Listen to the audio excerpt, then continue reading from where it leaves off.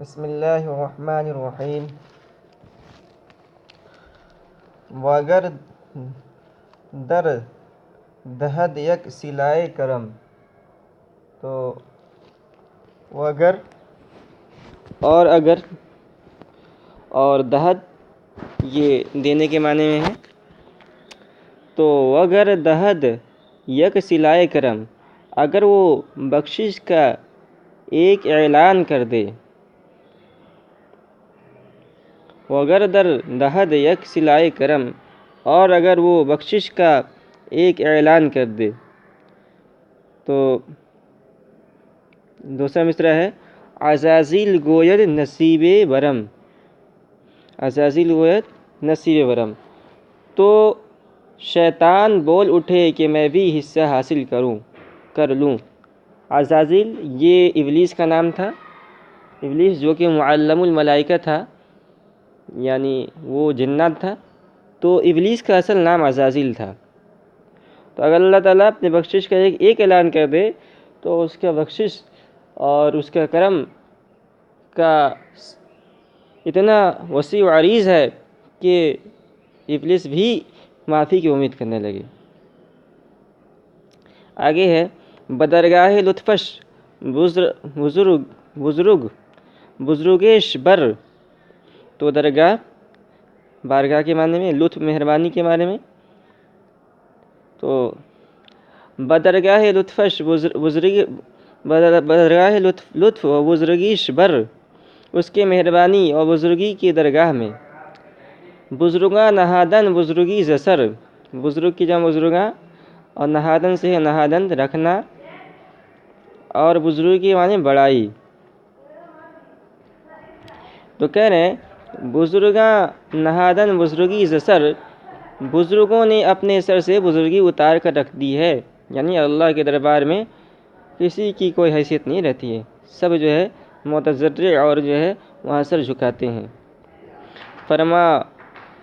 فروماندگارا برحمت قریب، تو فروماندگا یہ فروماندہ کی جمع ہے۔ فروماندہ کے معنی آتے ہیں عاجز، عاجزی کرنے والا، تضرع کرنے والا، گریہ زاری کرنے والا، اور دوسرا مصرع تضرع کنا راع بدعوت مجیب، تضرع کنا آہ وزاری کرنے والے، عاجزی کرنے والے۔ تو کہہ رہے ہیں فروماندگارا برحمت قریب، عاجزوں کے لیے اپنی رحمت کے اعتبار سے قریب ہے۔ فروماندگارا برحمت قریب، عاجزوں کے لیے اپنی رحمت کے اعتبار سے قریب ہے۔ تضرع کنا را بدعوت مجیب، تضرع کنا گریہ زاری کرنے والے، گریہ زاری کرنے والوں کی بدعوت مجیب دعا قبول کرنے والا ہے۔ بر احوال نابودہ علمش بصیر، نابودہ جو ابھی تک وجود میں نہیں آیا ہے، مستقبل میں ہونے والا ہے۔ بر احوال نابودہ علمش بصیر، جو کچھ ہونے والا ہے، جو کچھ ہوا نہیں ہے اس کے احوال کا جاننے والا ہے۔ بر احوال نابودہ علمش بصیر، نہ ہوئے احوال کو اس کا علم دیکھنے والا ہے۔ و اسرار ناگفتہ لطفش خبیر، تو اسرار سر کی جمع ہے، راز کے معنی میں، اور ناگفتہ جو بات ابھی کہی نہیں گئی، اور لطفش لطف کے معنی باریکی، اور شین ضمیر ہے، اور خبیر خبر رکھنے والا۔ باسرار ناگفتہ لطفش خبیر، نہ کہے ہوئے رازوں پر اس کی باریک بینی خبردار ہے۔ بقدرت نگہدار بالا و شیب، خداوند دیوان روز حسیب، تو قدرت کے معنی قدرت کے آتے ہیں، اور نگہدار کے معنی حفاظت کرنے والا، نگہبانی کرنے والا،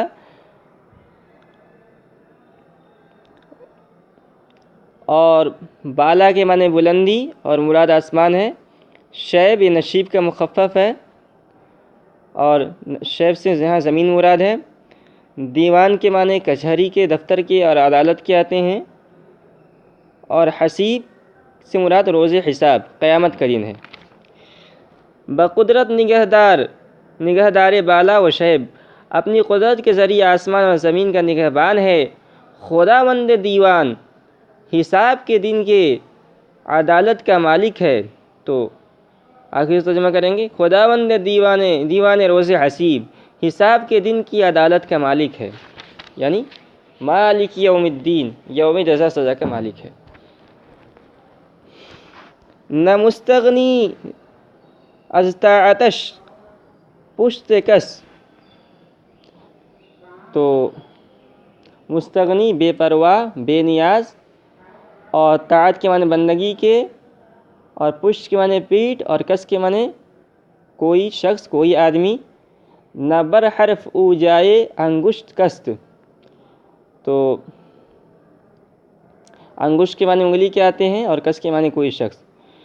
تو پورے اس شعر کا ترجمہ ہے، نہ مستغنی از طاعتش پشت کس، کسی کی ذات، پشت کس کسی کی ذات، کسی کی ذات اس کی بندگی سے، از طاعتش اس کی بندگی سے، نہ مستغنی بے نیاز نہیں ہے، نہ مستغنی از طاعتش پشت کس، کسی کی ذات اس کی بندگی سے بے نیاز نہیں ہے، نہ بر حرف او جائے انگشت کست، اور اس کے کسی حرف پر کسی کو انگلی رکھنے کا موقع نہیں ہے۔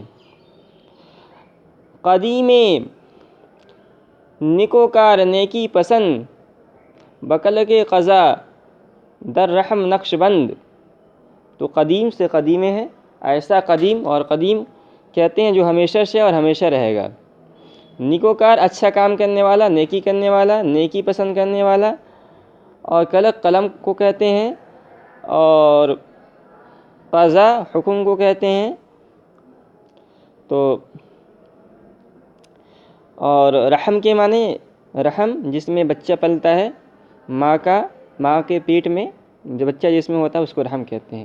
نقش بند نقوش پیدا کرنے والا۔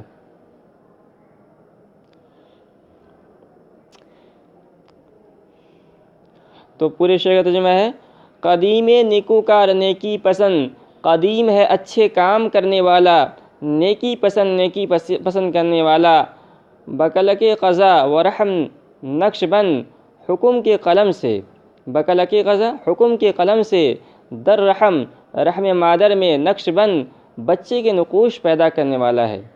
تو یہ نقش بند یہ اس میں فاعل سماعی ہے۔ ز مشرق و مغرب مہ و آفتاب، رواں کرد و گسترد گیتی بر آب۔ ز مشرق کے معنی پورب، مغرب کے معنی پچھم، مہ کے معنی چاند، آفتاب کے معنی سورج۔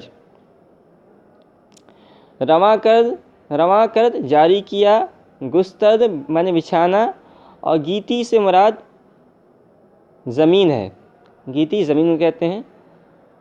تو پورے شعر کا ترجمہ ہے، ز مشرق و مغرب مہ و آفتاب، مشرق سے مغرب کے جانب چاند اور سورج کو، مشرق سے مغرب کے جانب چاند اور سورج کو، رواں کرد جاری کیا، و گسترد گیتی بر آب، اور زمین پانی پر بچھائی۔ تو یہ حقیقت ہے کہ اللہ تعالیٰ نے اس زمین کو پانی پر بچھایا۔ والارض دحاها، اور اللہ تعالیٰ نے زمین کو بچھا دیا۔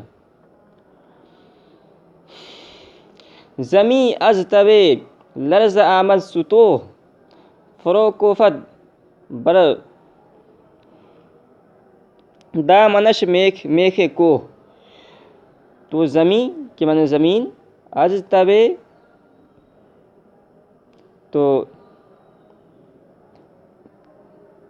یہ ہے تب کے معنی تپ، اور لرزہ کے معنی لرزہ ہلنا، اور ستو سے مراد عاجزی، ستو کے معنی عاجزی۔ تو یہ زمیں از تب لرزہ آمد ستو، تو یہ تب ہے، تب کے معنی تب، اب یہ بخار کو کہتے ہیں، بیماری کو کہتے ہیں، اور لرزہ کپکپی کو کہتے ہیں، اور ستو کہتے ہیں عاجزی کو۔ فروکوفت بر دامنش اس کے دامن میں، اور میخ کو، میخ کے معنی آتے ہیں کیل جس کو ہم دیوال میں لوہے کا ہوتا ہے دیوال میں ٹھوکتے ہیں، اور کوہ کے معنی پہاڑ، اور فروکوفت کے معنی ٹھوکنا۔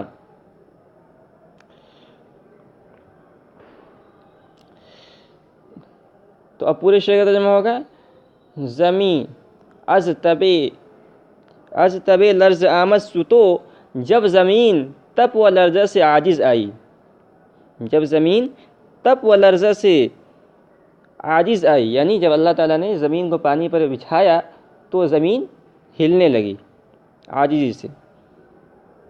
فروغ فد بر دامنش میکھے کو، تو اللہ نے بر دامنش اس کے دامن پر، میکھے کو پہاڑ کی کیل، فروغ و فد ٹھوک دی، گاڑ دی. یعنی اللہ تعالیٰ نے زمین کے توازن کو برقرار کرنے کے لیے پہاڑوں کو زمین میں میخ کی طرح ٹھوک دیا. جس طرح ہم دیوال کے اندر کیل کو ٹھوکتے ہیں کپڑا ٹانگنے کے لیے یا کچھ ٹانگنے کے لیے، اسی طرح اللہ تعالیٰ نے زمین میں پہاڑ کو ٹھوک دیا تاکہ زمین کا توازن برقرار رہے. دہد نطفہ را صورت چوں پری، کہ کر دست بر آب صورت گری. دہد نطفہ را، نطفہ یعنی منی کا وہ قطرہ جو رحم مادر ہے، ماں کے رحم میں جاتا ہے، اس کو نطفہ کہتے ہیں. تو وہ ایک بے جان قطرہ ہوتا ہے، ناپاک قطرہ ہوتا ہے. جب وہ ماں کے رحم میں جاتا ہے تو اللہ تعالیٰ اسی سے خوبصورت انسان کو پیدا کرتا ہے. دہد نطفہ را صورتیں چوں پری، نطفہ کو پری جیسی صورت عنایت کرتا ہے. پری یہ جو جنات کی عورتیں ہوتی ہیں ان کو پری کہا جاتا ہے، اور ان کے متعلق مشہور ہے کہ بہت خوبصورت ہوتی ہیں. تو خوبصورتی میں پری کے ساتھ تشبیہ دی جاتی ہے. نطفہ کو، دہد نطفہ کو صورت چوں پری جیسی صورت عنایت کرتا ہے، کہ کر دست بر آب صورت گری. خدا کے سوا کسی نے بر آب پانی پر صورت گری نقاشی کی ہے. کہ کر دست بر آب صورت گری، کہ کسی نے پانی پر نقاشی کی ہے، یعنی اللہ کے علاوہ کوئی اور ہے جس نے پانی پر، آدمی جو ہے کاغذ پر نقاشی کر سکتا ہے، دیوار پر نقاشی کر سکتا ہے، اور ہمت کرنے والوں نے پہاڑوں کو تراش کر کے پہاڑوں پر نقاشی کی ہے. لیکن آج تک دنیا میں کوئی انسان پانی پر جو ہے نقاشی نہیں کر سکتا ہے. تو یہ اللہ کی قدرت ہے، قدرت کاملہ ہے. نہد لال و فیروزہ در صلب سنگ، گلے لال در شاخ پیروزہ رنگ. تو لال سرخ رنگ کا مشہور قیمتی پتھر ہے، اور فیروزہ سبز رنگ کا قیمتی پتھر ہوتا ہے. اور صلب کے معنی آتے ہیں سخت کے، اور سنگ کے معنی پتھر کے آتے ہیں. اور آگے ہے تو صلب سنگ پتھر کی کمر یعنی اس کے اندر. اور آگے ہے گلے لال سرخ رنگ کا پھول، گلے لال سرخ رنگ کا پھول، لال رنگ کا پھول. اور شاخ پیروزہ رنگ یعنی سبز رنگ کی شاخ. تو پورے شعر کا ترجمہ ہوگا نہد لال و فیروزہ در صلب سنگ، پتھر کی کمر. صلب سنگ پتھر کی کمر یعنی پتھر کے اندر. در صلب سنگ پتھر کے اندر، نہد لال و فیروزہ پتھر کے کمر میں اندر میں لال اور فیروزہ پیدا فرماتا ہے. نہد لال و فیروزہ در صلب سنگ، پتھر کے اندر میں لال اور فیروزہ پیدا فرماتا ہے. گلے لال در شاخ پیروزہ رنگ، سرخ پھول سبز رنگ کے شاخ میں لگاتا ہے. تو ایک پودا اگتا ہے اور وہ پودا سبز رنگ کا ہوتا ہے، لیکن اللہ تعالیٰ اپنی قدرت کاملہ سے اس سبز رنگ کے پودے میں لال پھول کو پیدا کرتا ہے. آگے ہے زعبر افغند قطر سوئے یم، ز صلب آورد نطفہ در شکم. تو ابر کے معنی بادل، اور سو معنی طرف، اور یم معنی دریا، یم کے معنی دریا. اور آورد لانا، نطفہ کے معنی نطفہ، اور شکم کے معنی پیٹ. زعبر افغند قطرہ سوئے یم، بادل سے ایک قطرہ سمندر میں ڈالتا ہے. زعبر بادل سے، افغن سے افغند قطرہ سوئے یم، ایک قطرہ سوئے یمن سمندر کی طرف، سمندر کی سمت میں یعنی سمندر میں ڈالتا ہے. تو یہ اصل میں لف و نشر مرتب ہے. یہ نیچے جو ہے یہ زبر افغن قطرہ سویم، اس سے جو ہے نیچے والا مصرع جو ہے ازاں قطرہ لولوئے لالا کن یہ متعلق ہے، اور جو دوسرا مصرع ہے زسل عورت نطفہ در شکم، اس سے وزیں صورت سر و بالا کنت، یہ دونوں متعلق ہے ایک دوسرے سے۔ تو مطلب یہ ہے کہ یہ جو موتی حسین موتی ہوتی ہے، خوبصورت موتی ہوتی ہے، وہ کیسے بنتی ہے؟ تو وہ جب اللہ تعالیٰ بارش برساتا ہے اور وہ بارش کے قطرے سمندر میں گرتے ہیں، تو جو سیپی سمندر کے اندر ہوتی ہے وہ اپنا منہ کھولتی ہے اور بارش کے اس قطرے کو اپنے منہ میں نگل لیتی ہے، تو وہ قطرہ جو ہے وہ موتی بن جاتا ہے، وہ قطرہ اس کے شکم میں جا کے موتی بن جاتا ہے۔ اسی طرح شادی کے بعد جب باپ یعنی مرد عورت سے ملتا ہے تو منی کا ناپاک قطرہ یہ عورت کے رحم میں جاتا ہے اور اسی سے جو ہے ایک خوبصورت شکل بن جاتا ہے۔ تو یہ اللہ کی قدرت ہے، اسی کو بیان کر رہے ہیں۔ زعبر افغن قطرہ سوئے یم، بادل سے ایک قطرہ سمندر میں ڈالتا ہے، زسلب آورد نطفہ در شکم، باپ کے پشت سے نطفہ شکم مادر میں پہنچاتا ہے، ازا قطرہ لولو لالا کند۔ تو لولو کے معنی موتی کے آتے ہیں اور لالا کہتے ہیں چمکدار کو۔ تو ازا قطرہ لولو لالا کند، اس قطرہ سے چمکدار موتی پیدا فرماتا ہے۔ بارش کا جو قطرہ سمندر میں گرتا ہے اور سیپی اس کو اپنے منہ میں لیتی ہے، اس سے ایک چمکدار موتی پیدا فرماتا ہے۔ وزیں صورت سرو بالا کند، اور اس نطفہ سے، تو صورت سرو بالا، سرو جیسے قد کی صورت، تو سرو ایک پیڑ کا نام ہے، سرو ایک پیڑ کا نام ہے جو بہت لمبا ہوتا ہے، تو لمبے قد کو سرو کے پیڑ کے ساتھ تشبیہ دی جاتی ہے۔ وزیں صورت، اور اس نطفہ سے سرو بالا کند، سرو جیسے قد کی صورت بناتا ہے۔